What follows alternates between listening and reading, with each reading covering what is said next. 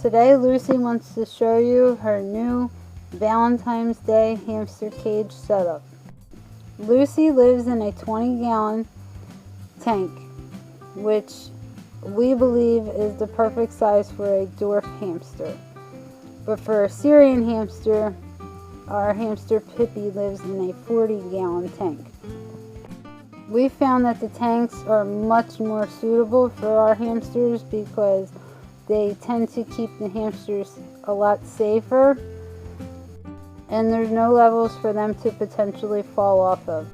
Plus, with an aquarium tank, you don't have to worry about your hamster ever chewing on any bars, as there are no bars for them to chew on in an aquarium tank.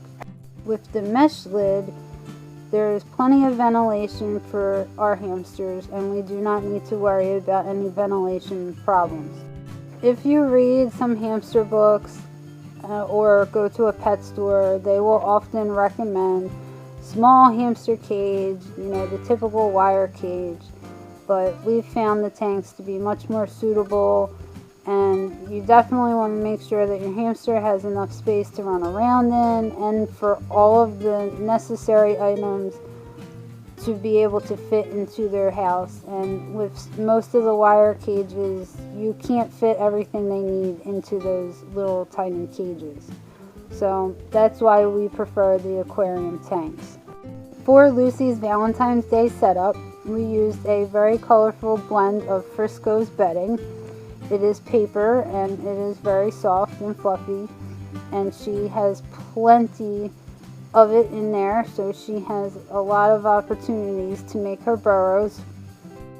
We had just cleaned her house when she went in there now, so she's exploring everything, checking all the new stuff out, and she's going to get ready to start doing her burrows.